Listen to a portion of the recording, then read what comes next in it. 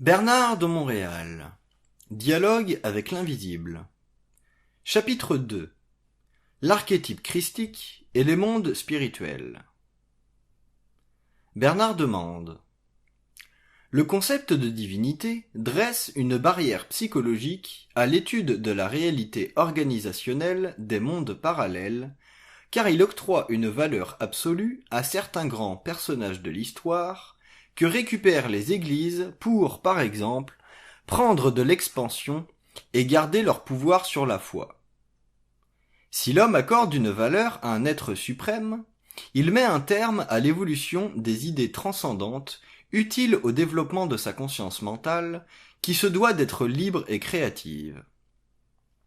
Cette barrière s'oppose à ses droits et pouvoirs pour en corriger les abus de pensée qu'entraîne volontairement ou involontairement le concept de la divinité. Nous désirons étudier avec vous cet aspect de la conscience spirituelle afin d'en extraire les principes qui sauront ajuster et élargir les options spirituelles, psychologiques, philosophiques et métaphysiques de la conscience humaine.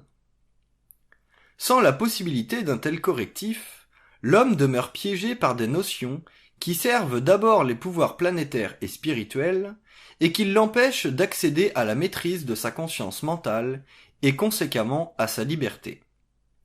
Prenons par exemple la divinité du Christ. Pourriez-vous élaborer sur ce sujet? Réponse. L'homme que vous appelez Christ était un être dont l'âme évoluée s'incarna avec la mission d'instruire l'humanité du principe de l'amour. Ce principe devait être établi sur votre planète afin de pacifier et calmer une nature animale surexposée aux forces virulentes de l'astral planétaire. Par contre, le principe de l'amour, tel que compris et appliqué par les hommes, se rapporte à une nature involutive qui n'est pas encore habilitée à comprendre les mystères. Ainsi, l'incarnation par effusion de cette âme universelle a permis l'ouverture des circuits universels 2000 ans après son avènement historique.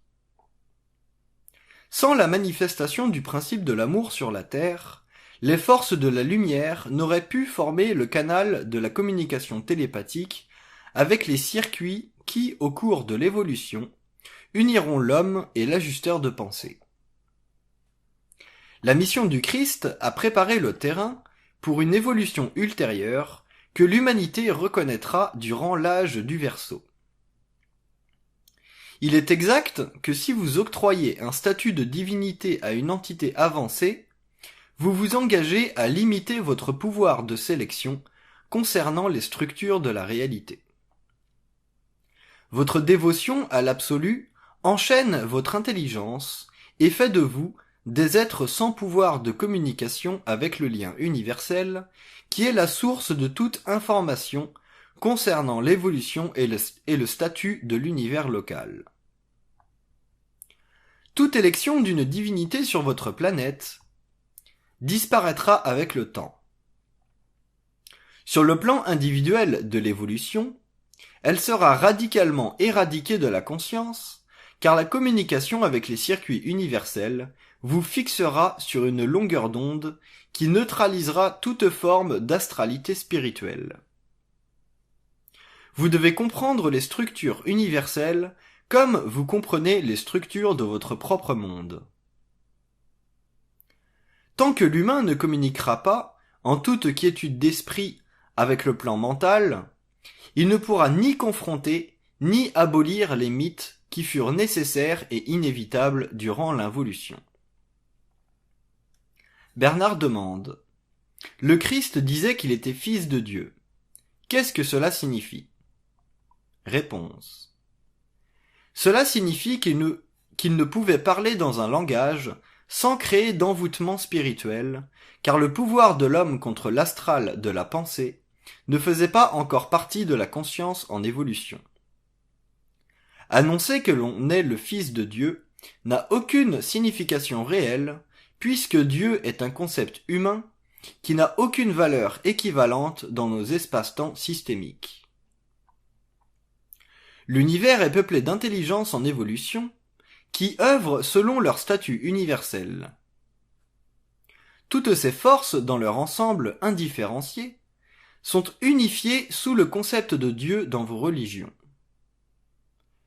Ceci ne fait que confirmer l'ignorance cosmologique de l'univers local, car l'homme ne dispose pas encore de la liberté de voyager dans le temps pour prendre conscience, observer et évaluer les différents paliers de vie qui rassemblent de vastes populations, travaillant à l'évolution selon leurs échelles respectives. Il est d'importance capitale que l'individu en voie d'éveil épure son vocabulaire spirituel afin de minimiser les affections mystiques et spirituelles que certains termes créent dans un mental alourdi par la mémoire de la race. Dès que vous utilisez des termes onctueux tels que le Fils de la Lumière, vous astralisez à l'instant même votre conscience, car vous réduisez le taux vibratoire de votre mental pour vous accommoder avec émotion, de fait spirituellement, de concepts qui vous endorment sans vous informer. Supposons que nous vous disions que cet homme, que vous appelez le Christ, était d'origine nébienne et que son statut dans le système local était celui de gestionnaire des stations de dématérialisation et de responsable de la dispersion des âmes fragmentées et irréparables. Votre vibration mentale changerait face au concept christique, et vous diriez qu'une telle information est plutôt sèche et quelque peu technique.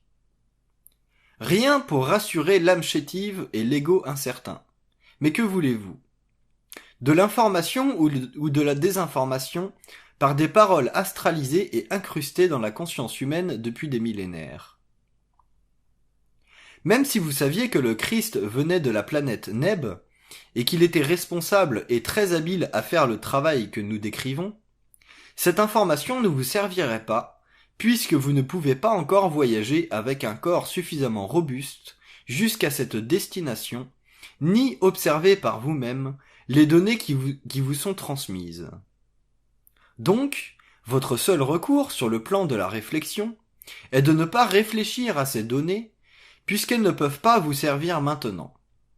Sinon, vous tomberiez dans le piège séculaire de la croyance et vous créeriez d'autres mythologies plus subtiles, plus modernes, plus occultes, qui risqueraient de vous entraîner dans des champs d'énergie vibratoire que vous ne contrôlerez que lorsque votre pensée sera libre de toute réflexion.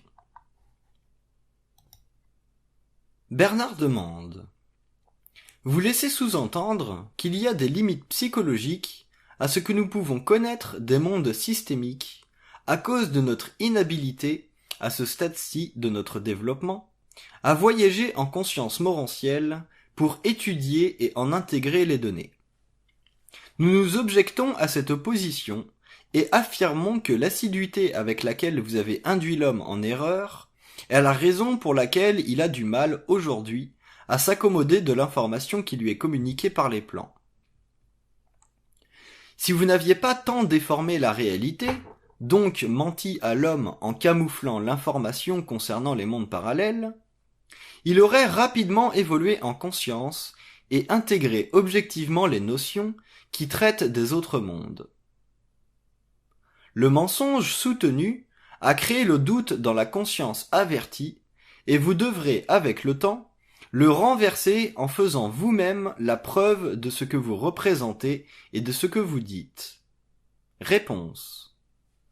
Maintenant que vous pouvez communiquer avec les circuits universels, vous pouvez remettre en question les idées naïves de l'involution. Cependant, il ne faut pas oublier que la nature des mondes parallèles diffère considérablement de la vôtre, si ce n'est que dans la manière dont s'édifient et se développent les civilisations. Vos civilisations partent d'un plan de conscience très réduit par rapport à ce que nous sommes et savons. Nos civilisations n'ont pas à réagir à des événements pour grandir et se modifier. Elles sont déjà en pleine maturité. Ce qui les différencie de la vôtre est l'habilité de leurs habitants à déterminer la direction de leur évolution sur une très longue échelle de temps. Voilà la raison pour laquelle la télépathie est si importante pour l'individu, puisqu'elle permet de mettre en mouvement des événements préautorisés, c'est-à-dire harmonisés à l'avance.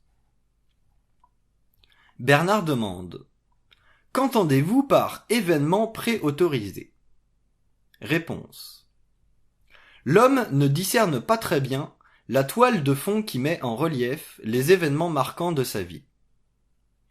Il ne réalise pas que ceux-ci sont connus et suivis des autres plans. La vie est vaste et la conscience humaine limitée. Plus elle se développera, plus la science occulte de la vie sera accessible. Le caractère multidimensionnel de la conscience deviendra évident, ainsi que ses activités sur plusieurs plans à la fois. Les plans deviendront apparents jusqu'à ce qu'ils s'interpénètrent. La vie apparaîtra alors grandiose, car l'homme verra le caractère composite de ses éléments et de ses forces. La télépathie permet d'annoncer ce développement, alors que l'ouverture des circuits universels représente l'éveil de la conscience dans le temps et l'espace. C'est alors que les systèmes de vie commenceront à transparaître. Lorsque l'homme aura vu, sa conscience deviendra globale et indivisible. Il n'appartiendra plus à la conscience de la Terre, mais à une conscience systémique plus vaste. Bernard demande: vous n'avez pas répondu à ma question. Réponse: nous avons tellement à vous dire qu'il nous est souvent difficile d'aborder vos questions telles que vous les formulez. Ce que nous voulons dire par événement préautorisé consiste en ceci. Tout ce que vous pensez dans ces grandes lignes est préétabli, c'est-à-dire que vous en vivez une forme de programmation ou d'implantation dans le mental, car la pensée n'est pas, telle que l'homme le croit, un phénomène qui lui appartient dans le sens strict ou égocentrique du terme. Qu'il en soit conscient ou non, elle est une forme de communication avec les plans. Les événements que vous vivez sur la Terre sont préautorisés puisqu'ils sont connus d'avance, ordonnés de longue date, selon leur ordre d'importance, et déterminés sur des plans de la réalité systémique dont la compréhension excède, pour le moment, la conscience humaine. L'univers est plus vaste que votre imagination, non pas simplement dans ses dimensions matérielles, mais surtout dans ses dimensions psychiques organisées.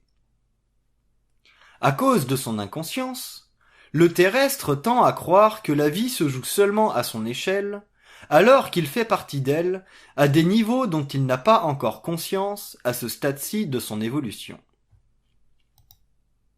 Bernard demande: de profondes et nombreuses études seront nécessaires afin d'éclairer la conscience de l'homme face au monde spirituel.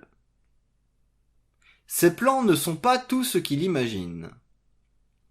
Les entités spirituelles ont perpétué leur propre mythe au cours de l'involution. Ceci a créé dans la conscience humaine une dépendance psychologique face aux forces astrales qui s'annoncent comme source de savoir et de connaissances. Il est important d'apporter une conscience critique au monde spirituel afin de réduire la dépendance et favoriser le développement d'une conscience télépathique avec les circuits universels, d'où il puisera à la source même de sa conscience mentale. Donnez-nous un bref aperçu de ces mondes. Réponse: les mondes spirituels sont des forteresses de conscience archaïques qui ont perdu contact avec la réalité systémique et le lien avec le plan mental. Ce sont des mondes figés dans la mémoire du temps. Les forces spirituelles n'ont d'autre moyen de participer à l'évolution qu'en se greffant à l'homme en utilisant son système psychique. Il est important pour ceux qui sont en recherche spirituelle de reconnaître que toute information venant des mondes spirituels est conditionnelle à la qualité de la réception humaine. Plus l'homme sera conscient, moins les forces astrales exerceront sur et contre lui une influence quelconque, car elles ne disposent pas de force magnétique suffisante pour interférer avec les ondes émanant de l'aura d'un mortel conscient. Les morts sont actifs. Leur activité leur permet une ingérence subtile dans la vie humaine, dont ils peuvent identifier et imiter les pensées. Les pensées leur sont accessibles et leur permettent de cibler ceux avec lesquels ils cherchent une relation. Les mondes spirituels sont subdivisés en ce que vous apparenteriez à des départements. La raison principale de ces subdivisions est pour éviter une trop grande concentration d'entités qui serait ingouvernable vu la nature de leur union avec l'homme. Dans les mondes spirituels, l'organisation sociale est de grande importance parce que la vie sur ces plans se modifie constamment selon les besoins des plans supérieurs qui dictent leur volonté aux plans inférieurs. Une conscience critique de la part de ceux qui traitent avec ces entités est fondamentale, afin de réduire l'abus de ces forces contre le mortel naïf. Les morts ne peuvent révéler à l'homme les structures ou les lois de leur monde, car ils sont prédestinés à vivre sur des plans à l'intérieur desquels ils cherchent à évoluer. S'ils révélaient la nature de leur monde, ils remettraient en question leur évolution en forme astrale, ce qui irait à l'encontre de leurs intérêts immédiats ou futurs. Bernard demande: que devons-nous savoir des morts et de leur manipulation sur nos pensées? Réponse: les morts, aussi ignorants qu'ils l'ont été durant leur existence terrestre, sont très actifs lorsque le mortel est vulnérable. C'est dans ces circonstances qu'ils troublent l'esprit humain. Ils ne sont pas tous fourbes, mais il y a toujours de la fourberie dans leurs entretiens avec l'homme, car ils sont régis par des lois qui s'opposent à l'harmonie de la vie matérielle. Sachez que les morts ne sont jamais en contact avec la lumière systémique ou les circuits universels. Ils sont hors circuit avec nos mondes. N'oubliez pas qu'en tant qu'âme incarnée, vous venez sur la Terre pour prendre de l'expérience, et tant que vous êtes inconscient de l'astral, vous subissez votre programmation et n'avez aucun contrôle réel sur votre vie. Les morts sont des vampires.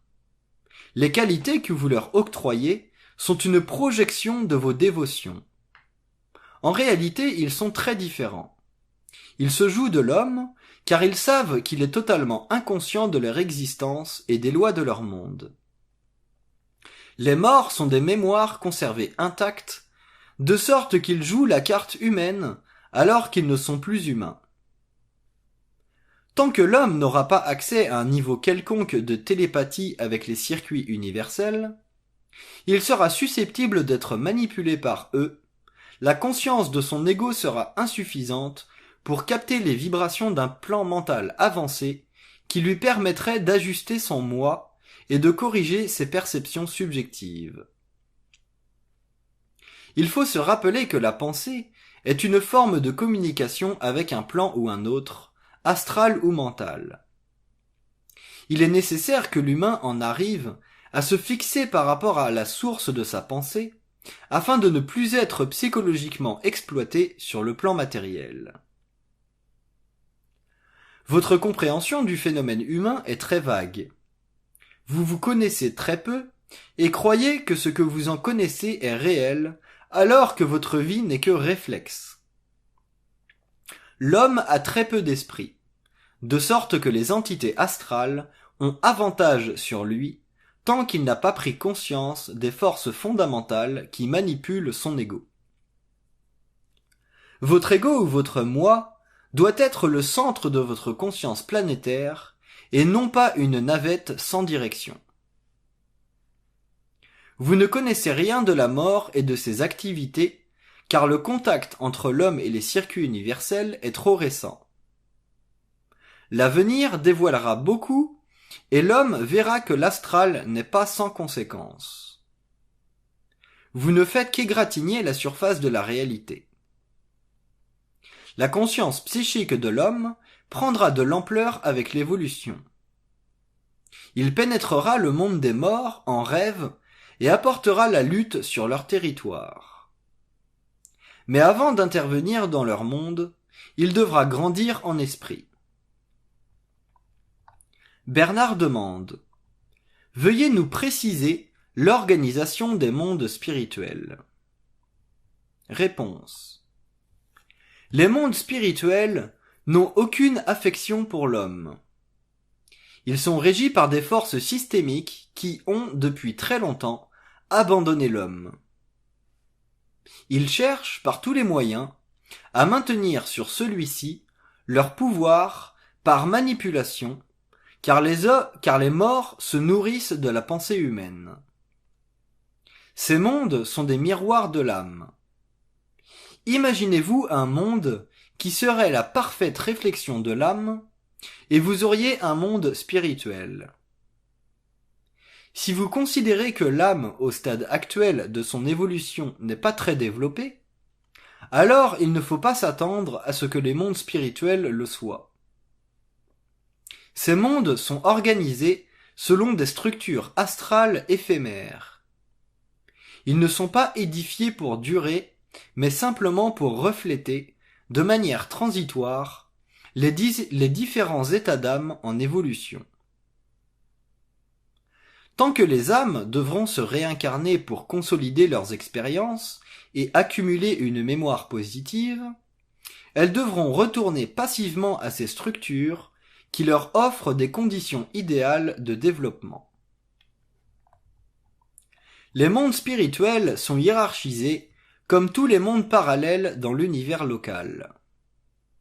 Ils sont gouvernés par des entités systémiques qui refusent toute forme de coopération avec les forces de la lumière. Elles ont établi depuis longtemps que la relation avec l'astral est une relation privilégiée qui leur revient de droit dans la mesure où elles sont responsables de tout ce qui traite avec la mort. Puisqu'elles ne peuvent gouverner les immortels, elles se gardent farouchement le droit de régenter les âmes défuntes. La vie après la mort est une vie sans issue.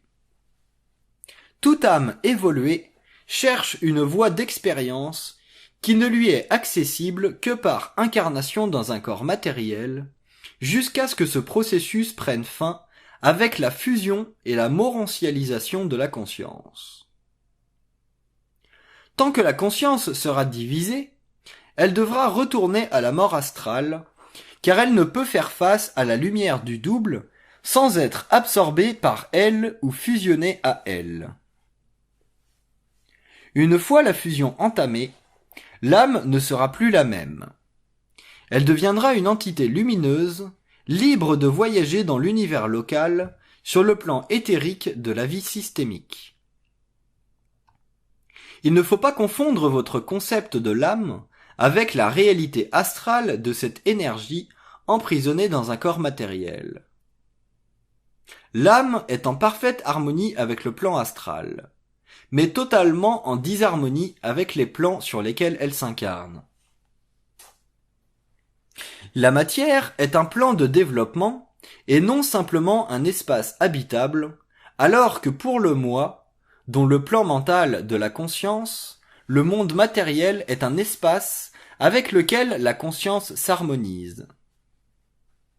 Voilà pourquoi l'homme aime la vie. Avec l'évolution de la conscience, le mortel jouira de la fusion et l'âme cessera de retourner à l'astral de la mort. Elle poursuivra son évolution sur le plan éthérique et la conscience du mortel s'unifiera à la conscience systémique à travers le double qui liera l'âme à sa lumière.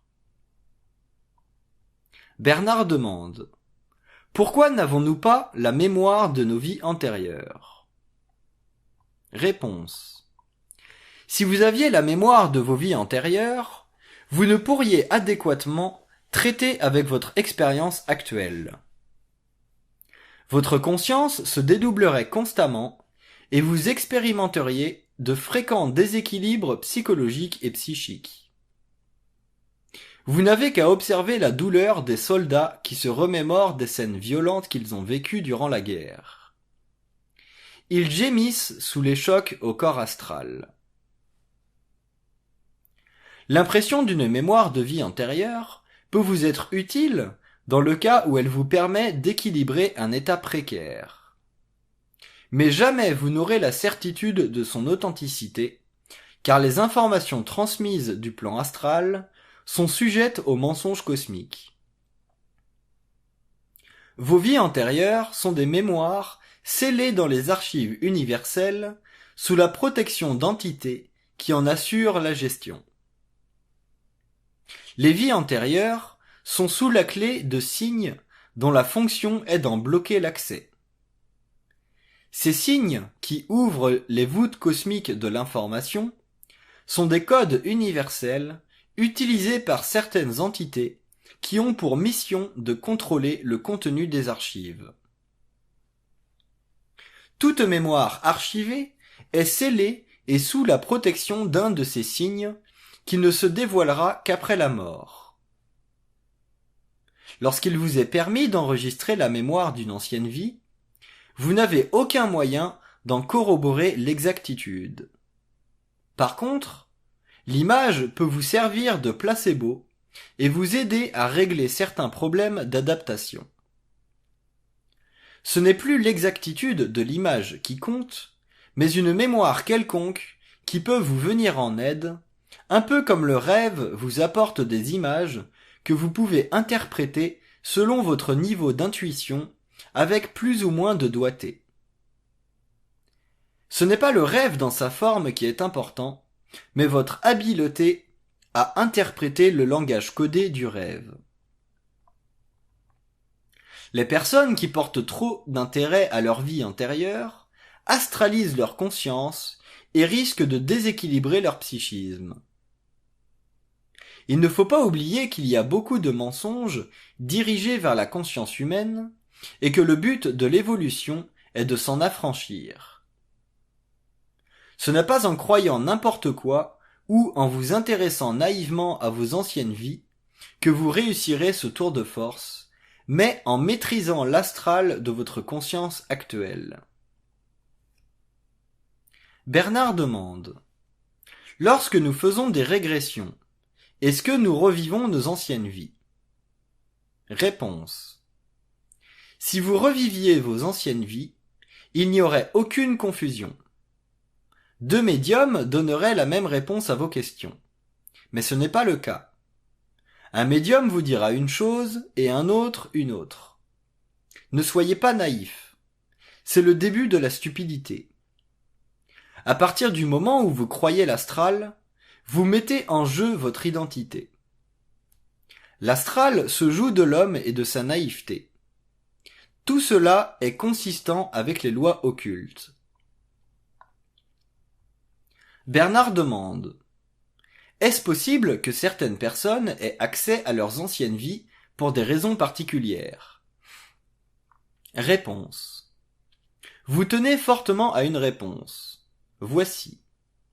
Dans le cas où l'on informerait une personne d'une ancienne vie, et où l'on procéderait à en vérifier l'exactitude, rien ne lui indiquerait que la dite vie fut la sienne, même si l'information était exacte. Les plans fourniraient simplement une information qui corroborerait un événement sur le plan matériel, sans que cette mémoire ou ancienne vie soit celle de la personne représentée. Comprenez simplement que les archives sont scellées et qu'il en est bien ainsi. Bernard demande: comparez l'anxiété d'un vivant et celle d'un mort. Réponse: dans la mort, la pensée n'existe pas. La souffrance psychologique, identifiable au moi, est suspendue. Par contre, les morts souffrent d'attente, surtout sur les plans de basse vibration. Le temps pour eux est une affliction majeure car il ne peut être modifié. Si un mort doit retourner à la vie matérielle dans 800 ans, il doit supporter cette longue période et poursuivre sans relâche l'étude de son plan de vie à venir. Même en dernière instance, son acheminement vers la matière peut être retenu, soit par des entités supérieures ou des accidents de parcours sur le plan matériel, tel l'avortement, qui retardera encore plus son plan d'incarnation. Les morts sont sujets à certaines interférences de parcours qui rendent instable leur existence. Sur les plans plus élevés de l'astral, ils bénéficient d'une plus grande paix, car les lois spirituelles les favorisent. Par contre, ces mondes spirituels avancés risquent de créer des envoûtements mystiques chez le mortel, car ils s'impriment directement sur son écran mental, siège de l'imagination. À partir du moment où l'homme s'intéresse à ces plans sublimes, sa conscience spirituelle se développe et peut mener à de grandes poussées d'âme qui l'invitent à méditer constamment sur la divinité et ses cohortes. Suite à ces expériences, des hommes et des femmes ont influencé l'humanité et créé, avec de bonnes intentions, des voies ou des systèmes spirituels qui calment l'anxiété de l'âme et professent la vérité à l'ego souffrant. Mais puisque ces vérités n'ont pas été filtrées par le mental supérieur de l'homme, ces systèmes de pensée sont devenus à leur tour des idéologies spirituelles qui perpétuent l'inconscience et contrecarrent le développement d'une conscience fondée sur une télépathie systémique, libre du plan astral. Lorsque l'homme apprendra à communiquer avec les circuits universels, il s'apercevra que tout contact avec les mondes spirituels sous-tend une forme d'illusion qui ne peut être neutralisée que par la déspiritualisation de sa conscience planétaire. Bernard demande : quelle est la nature de la prière ? D'où tire-t-elle son pouvoir ? Réponse : l'acte pieux de la prière, dans un contexte qui la favorise, permet d'établir un lien spirituel non occulte avec les plans astraux. Elle concentre la pensée sur ces plans que perçoit l'entité à qui la prière est adressée. L'entité, dans la mesure où elle le pourra, agira et tentera de répondre au suppliant. Si réponse il y a, ce sera dû au fait que le demandeur aura suffisamment prié, c'est-à-dire concentrer la lumière de sa pensée sur le plan astral. Une fois concentrées, ces énergies sont élevées à leur tour en vibration et réfléchies vers le plan matériel en étant davantage concentrées. La prière est un phénomène de réflexion, de miroir. Vous dirigez une vibration vers l'astral qui vous la renvoie si elle est suffisamment intentionnée. L'intention est toute l'essence de ce phénomène, car elle sert à la concentration d'énergie dans l'astral. En son absence, rien ne se produit. La prière est un phénomène astral qui soutient et démontre que l'homme involutif ne dispose pas de moyens mentaux pour traiter avec les plans. Il demeure un être spirituel assujetti, démuni de leviers occultes qui lui permettraient d'intervenir en sa propre faveur sur les plans en maniant lui-même les énergies à partir de sa conscience éveillée. Le mortel de l'involution, demeurant tributaire des plans occultes, il n'est donc pas en puissance. La prière fait partie d'un cycle de l'involution qui octroie aux entités spirituelles des fonctions protectrices face à l'homme. Mais en réalité, la confiance spirituelle face à ces interventions fait de lui un être rampant. Cette soumission fait partie du jeu voilé qui, sous de faux prétextes, lie la mort au plan matériel et, de fait, l'homme demeure ignorant face au plan astral, puisqu'il ne confronte pas les entités, n'en extrait pas les données réelles de leur existence et de sa relation avec lui. Les âmes évoluées, qui, après la mort, retournent en astral, n'arnaquent pas l'être humain. Elles se fondent plutôt avec des plans de lumière suffisamment avancés pour perdre la mémoire de leur existence terrestre. L'être spirituel ou religieux croit naïvement que l'entité à laquelle il s'adresse est celle-là même qui lui répond, ce qui n'est pas nécessairement le cas. Plus une âme est avancée ou spirituellement développée, moins l'humain peut communiquer avec elle, car à la mort, elle s'élève sur des plans et perd la mémoire de la terre. Ces êtres bienheureux ne se souviennent plus de leur vie matérielle. La prière favorise le contact avec les plans astraux lorsque le demandeur est en suffisante sympathie vibratoire pour recevoir confirmation de sa demande. Mais ceci exige qu'il concentre suffisamment d'énergie mentale pour que les entités puissent la réfléchir vers le plan matériel. Bernard demande: la prière est donc l'ultime abdication de l'homme face à l'astral spirituel. Elle perpétue l'ignorance des systèmes avancés de vie et dilue l'esprit critique dans ses études sur les frontières de la vie. Veuillez commenter. Réponse. Les entités spirituelles sont friandes de prière car elles les réconfortent et perpétuent la soumission du mortel.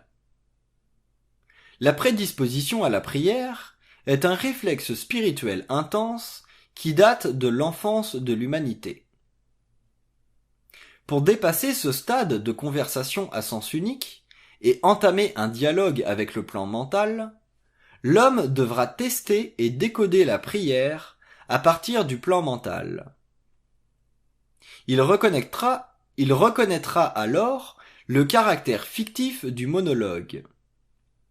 Mais tant qu'il ne pourra entamer une communication avec les circuits universels, elle demeurera pour lui l'unique moyen pour alléger sa souffrance, ce qui, en retour, retardera l'ouverture de son centre mental supérieur. Il restera dans l'ignorance, car la prière est un garde-fou contre toute communication télépathique consciente avec les plans occultes de la vie systémique.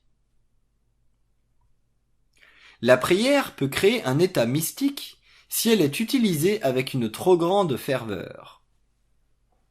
Ceci risque d'engourdir et de lier l'esprit au point où il perd toute capacité d'intervenir en sa propre faveur dans l'évolution de sa conscience personnelle. Sur le plan évolutif, elle est une aberration de la conscience humaine, car elle l'assujettit à des doctrines l'empêchant d'évoluer. L'homme doit être en puissance et non en redevance face aux forces occultes, sinon il dérive vers l'impuissance et demeure esclave de sa spiritualité. Bernard demande: pourquoi de grands êtres spirituels sont-ils victimes d'attaques violentes qu'ils identifient à Satan? Réponse. Les forces astrales peuvent se matérialiser lorsqu'une personne fortement spirituelle s'identifie profondément à une icône religieuse.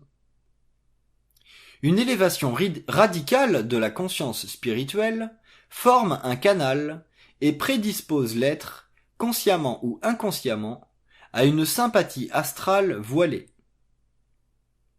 Une spiritualité surdéveloppée peut créer un lien surnaturel par le biais du corps astral magnétisé, totalement polarisé par la conscience extrême du bien et du mal.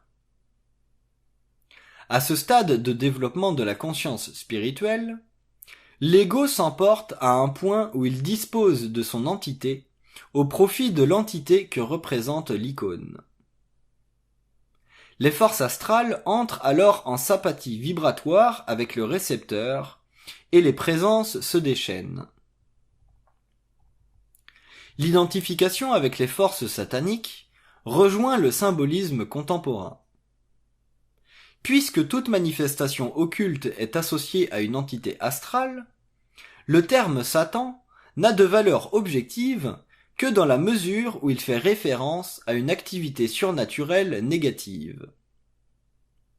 Le grand persécuté est victime de forces astrales de basse vibration, car sa psyché sert de canal à une ou plusieurs entités qui exploitent la matérialisation pour créer une impression objective surnaturelle. L'astral tire parti des expériences surnaturelles pour maintenir sur la Terre le pouvoir des sphères dans le cadre d'un pacte régi par les lois de la mort. Plus un être religieux ou spirituel est éprouvé, plus sa foi grandit et plus en retour son contact avec les plans se développe. Sa foi grandissante crée, dans la conscience du sujet, une certitude spirituelle qui exalte son expérience et la consacre à l'entité spirituelle dont l'icône devient le centre de toute sa vie. Les forces négatives astrales ou sataniques peuvent se manifester ou se matérialiser à un point où le plan astral devient réel, physique et présent. Cette condition extrême de matérialisation remplit les conditions nécessaires pour que le saint homme identifie l'affliction de ses souffrances à Satan lui-même. Que vous donniez le nom de Satan à l'entité qui se matérialise est sans importance sur le plan occulte. Mais cet indicateur est valable sur le plan psychologique de l'ego en souffrance. Les chocs physiques que subissent certaines personnalités sont à la mesure de leur ignorance des lois occultes. Le système de croyance définit l'expérience. Plus l'être est croyant, plus il est facile à l'entité de créer en lui l'impression désirée, c'est-à-dire la manipulation de sa conscience spirituelle.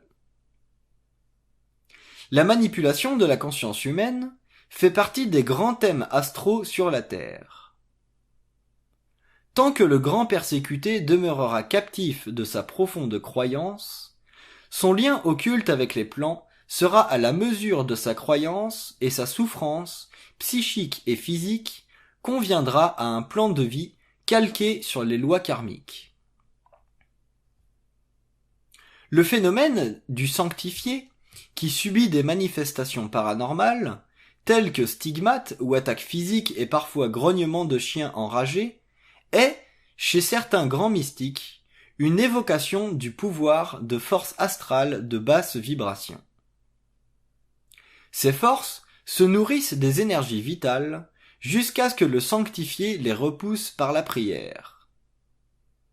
Ce mouvement de grande spiritualité, lié aux souffrances presque quotidiennes, crée chez cette victime un état mystique suffisamment exalté pour que se crée un centre d'attraction magnétique qui, en retour, attirera les foules, les curieux, les croyants, ainsi que les sceptiques et les cyniques, et le tour sera joué. Malgré les sentiments religieux déclenchés par toute une gamme de manifestations paranormales, le phénomène mystique victimise le grand croyant, dénué d'identité individualisée. Ceci se perpétuera tant que la croyance servira de déclencheur des puissances que manifestent les forces de la mort. Bernard demande : expliquez-nous les visions dont souffrent certains mystiques. Réponse : les visions sont des créations astrales qui engagent le mystique à élever son esprit par le biais de la manipulation psychique de son moi, rompant ainsi son lien naturel avec la Terre. La vision mystique est une invasion poignante et souvent brutale de la conscience humaine. Elle forme dans l'ego un plan de conscience manipulé par les forces astro-spirituelles qui tenteront, au cours de l'expérience, de dénaturer sa conscience au profit d'un mantra psychique qui servira de rappel constant à la contemplation. Les forces astrales fixent dans le mental spiritualisé des égrégores dont la fonction est de neutraliser le lien entre vie matérielle et spirituelle. Par le biais de la vision, l'astral renverse les paramètres sociologiques de l'ego et les remplace par des valeurs spirituelles associées à la religiosité du milieu local dans lequel évolue le contemplatif. Toute vision crée dans la conscience du récepteur une dépendance psychologique qui atténue ses facultés critiques et empêche le développement d'une interprétation objective de la toile psychique. Lorsque le visionnaire a été suffisamment bombardé par les visions, il en arrive à croire son message symbolique et éventuellement l'intègre tel quel dans sa conscience, concluant ainsi le premier pas vers la conversion spirituelle de son moi. La faculté critique est alors consumée et l'ego est techniquement dans un état de possession astrale. La vision crée chez le contemplatif une sensibilité à l'invisible dont il ne peut évaluer objectivement la fonction psychique, car la réalité de la vision est intégrée à son moi qui exerce sur lui une impression absolue. À ce stade de l'intégration psychique, le moi spirituel devient un vaisseau et, en tant que tel, le visionnaire reçoit très souvent une mission qu'il accomplira selon sa programmation et le support spirituel qu'il détient. Bernard demande : la sorcellerie existe-t-elle vraiment ? À quoi est due son efficacité ? Réponse : la sorcellerie est un phénomène astral primaire renforcé par les égrégores de la crainte. Les craintes sont des énergies concentrées dans l'âme. Elles sont utilisées par les entités astrales car elles attirent les forces magnétiques du corps astral de toute personne identifiée par un sort. Le sort est un contrat occulte entre le plan matériel et le plan astral. Il affecte les personnes croyantes ou suffisamment froussardes face à la sorcellerie. Le plan astral est très près du plan matériel, mais l'homme n'en est pas conscient, de sorte que ce plan agit en toute liberté lorsque certaines conditions sont remplies. L'efficacité de la sorcellerie dépend du niveau d'ignorance du sujet. L'humain est facilement sujet à l'hypnotisme. La relation entre son esprit et son âme est ténue, sinon fragile, et, conséquemment, sujette à des interventions psychiques régies par un système associatif plus ou moins sous le contrôle de l'ego. Dans de telles conditions, la sorcellerie peut être effective car elle ne dépend plus simplement de la croyance intellectuelle, mais aussi du médium secondaire chez l'homme, auquel nous donnons le nom de corps astral. D'un être qui n'est pas suffisamment dans son esprit, ou qui manque d'individualité, émane beaucoup de cette énergie d'âme. Cet état avantage la sorcellerie et la rend efficace, donc possible. Elle confirme le lien entre le plan astral et le plan matériel. Les cartouches symboliques utilisées par les sorciers sont des objets chargés, astralement magnétisés. Elles servent de connexion entre le plan astral et le plan matériel. Ces objets enclenchent le mécanisme des craintes chez les victimes. Une fois enclenché, l'astral se manifeste car la crainte est une force qui traverse les plans subtils et peut commander lorsqu'elle est utilisée pour le mal ou pour le bien. Les cartouches sont vitalisées du fait que le sorcier a déjà suffisamment imprégné l'objet de ses propres vibrations, de sorte que tout lien entre lui et l'objet se raccorde à la victime. Les forces occultes ne correspondent pas aux forces physiques. Elles sont totalement indépendantes des lois de la matière, si bien que, pour le non-initié ou le rationaliste, il est difficile de comprendre que de telles forces existent. Bernard demande: quelles sont les forces actives derrière les apparitions de la Vierge? Quel est le but du mantra de la prière qu'elle demande sans cesse? Réponse: les apparitions de la Vierge sont des projections matérialisées par des vaisseaux en suspension sur un plan invisible à l'œil nu. De ce plan sont projetés des archétypes vivants auxquels s'identifie l'humanité. Ces activités servent à mesurer le champ magnétique humain lorsqu'il est soumis à de fortes impressions religieuses, ainsi que les effets secondaires que créent de telles images vivantes sur le plan social. Le phénomène de la Vierge permet de mesurer le degré d'hypnose du corps astral et l'échéance d'un plein contact avec la Terre. L'image de la Vierge dissimule une technologie qui absorbe l'aura des personnes figées dans un état de transe et transmet l'information au vaisseau situé quelque part sur un plan parallèle en proximité du laboratoire vivant. Lorsque les gens racontent avoir vu un soleil qui tourne sur lui-même, ils font allusion à un vaisseau qui enregistre une vaste gamme d'informations techniques qui sont sur le champ analysées et amassées pour fin d'étude. Le mantra de la prière que ces apparitions imposent confirme la psychologie d'aliénation spirituelle et de domination mise en évidence au cours de l'expérience. Les prophéties humanisent l'expérience. Elles confirment aux médiums la réalité de leurs expériences créées de toutes pièces pour évaluer le taux de susceptibilité à l'hypnose généralisée.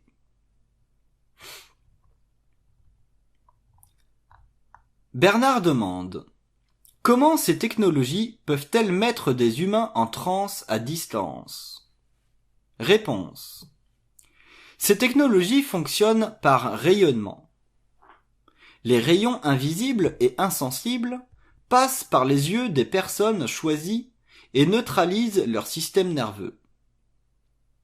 La communication entre la Vierge ou d'autres archétypes créés dans la conscience des observateurs consolide la réalité de l'apparition. Dès que ces intelligences sont entretenues avec le personnage choisi, le travail commence réellement. Les conséquences sociales du phénomène permettront d'évaluer le niveau de croyance et de susceptibilité des masses. Les apparitions de la Vierge reflètent la proximité de certaines civilisations avec la Terre. Les vaisseaux peuvent demeurer en invisibilité pendant de longues durées. Vos technologies de fin de siècle seraient miraculeuses pour une société du XXVe siècle. Imaginez ce qu'une civilisation peut vous créer en trompe-l'œil lorsqu'elle a sur vous une avance de 150 000 années. Bernard demande: si la Vierge promet de revenir régulièrement à une heure et un endroit précis, les vaisseaux doivent-ils eux aussi être au rendez-vous? Réponse: non. Une fois le contact établi, les vaisseaux peuvent maintenir ou projeter l'image vivante à partir de leur base, car ils ont en leur possession la configuration spatio-temporelle de l'aura. De cette information, ils peuvent, autant de fois qu'il leur est nécessaire, procéder à la reconstruction de l'opération avec les observateurs de l'image vivante. L'aura des personnes sert alors d'antenne qu'ils utilisent à distance pour fin de projection et de communication. Bernard demande: est-ce que ces expériences bénéficient à l'humanité ou en retardent-elles l'évolution?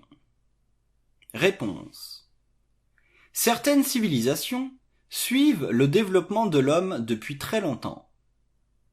Elles ont une connaissance approfondie de sa psychologie et cherchent à venir en contact avec lui.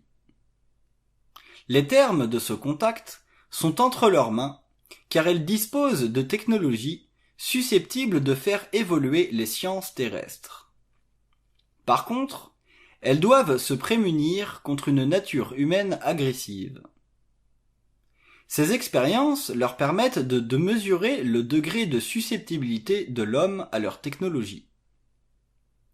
S'ils demeuraient insensibles à leurs projections, celles-ci seraient dans une situation plus favorable par rapport à la Terre, car elles risqueraient moins d'interférer dans le processus normal de son évolution et de son développement. Retardent-elles l'évolution de l'homme ? Oui, dans un sens. Ces expériences créent une émotion et, de fait, une dévotion spirituelle chez l'homme qui laisse sa trace, longtemps après les événements qui l'ont déclenché. Par contre, une telle situation est inévitable puisque l'homme est encore un être très planétaire, sans centre de conscience universel. Un tel centre lui permettrait d'être au-dessus de telles expériences. Ces études de l'homme et de sa spiritualité permettent de mesurer son degré de dépendance psychologique face à toute divinité projetée ou créée pour étudier et mesurer l'état mental du terrestre si ces civilisations devaient atterrir dans un avenir rapproché. Dans un monde moderne où l'information circule librement, un tel contact sans préparation adéquate créerait un choc planétaire dont l'ordre de grandeur serait un cauchemar pour ceux qui étudient les comportements des foules. Bernard demande : ces civilisations ne sont-elles pas responsables d'avoir favorisé la dépendance spirituelle de l'homme par le biais de ces divinités illusoires ? Réponse. L'homme ancien ne pouvait distinguer entre la réalité systémique et la réalité spirituelle qui se fondaient l'une dans l'autre. Aujourd'hui, l'homme peut le faire car la science l'a outillé pour l'observation de certains phénomènes sans qu'il en accorde nécessairement une origine divine. Maintenant que le temple de la science est fermement établi, l'homme entre dans un cycle qui favorisera une meilleure compréhension de l'imagination spirituelle. Bernard demande : pourquoi ces intelligences interceptent-elles des individus inaptes à s'opposer à une telle manipulation astrale ? Pourquoi utilisent-elles la naïveté spirituelle de simples personnes ? Réponse. Parce que ces intelligences ont pour mission d'introduire dans la conscience hypnotisée des incubes qu'ils pourront récupérer au cours d'expériences futures. Lorsqu'un humain est placé sous hypnose généralisée, elles peuvent utiliser les énergies de la personne et y greffer des forces vitales appartenant à leur espèce et ainsi créer une réserve d'incubes qu'ils pourront repêcher s'ils le désirent à des dates ultérieures pour fin d'insémination artificielle. Le corps astral d'un être est une enveloppe matérielle pour ces êtres qui voyagent dans le temps et l'espace.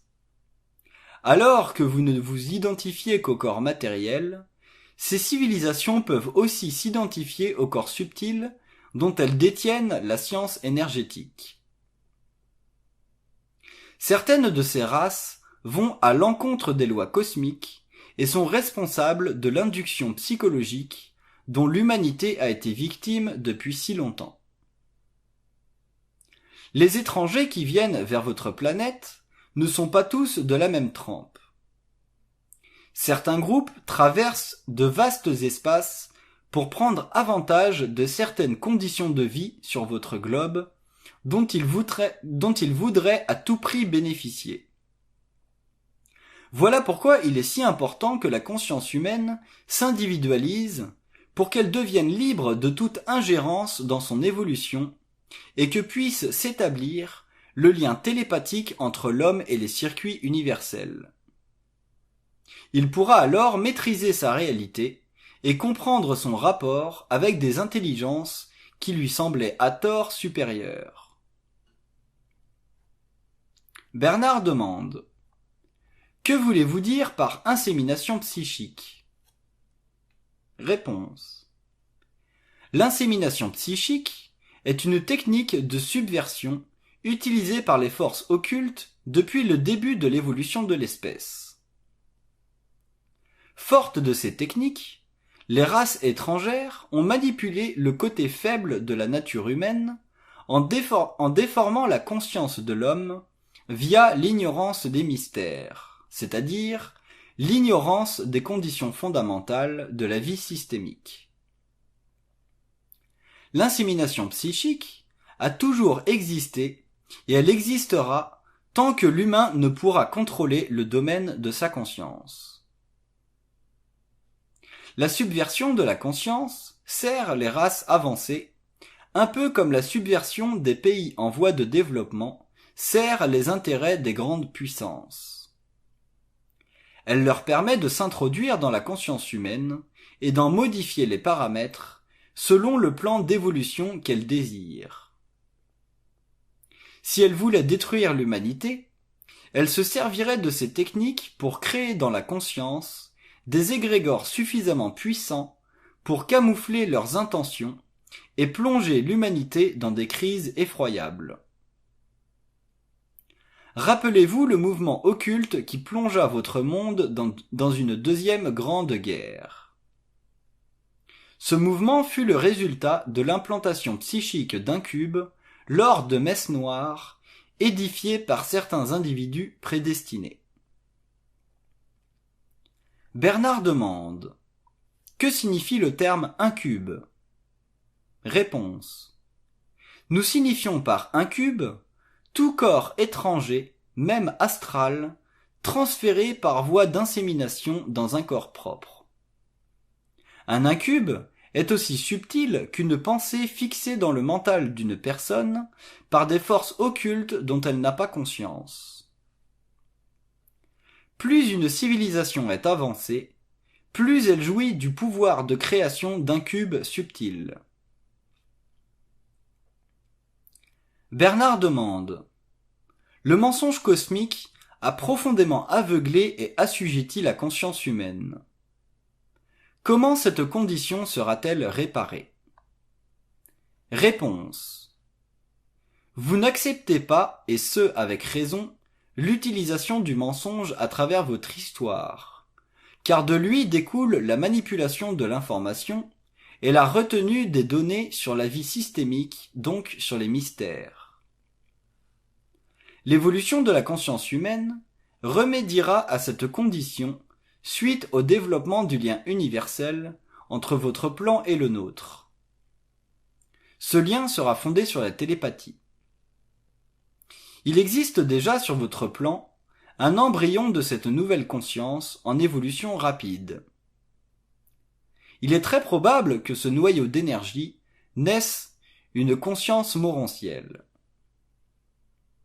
Nous le certifierons au fur et à mesure que se poursuivront nos travaux avec certains êtres. Puisque la vie systémique est intégralement partagée entre nos plans et d'autres, nous ne pouvons établir avec certitude que les choses se passeront de telle ou telle manière, car la fusion est un phénomène nouveau, autant pour nous que pour vous.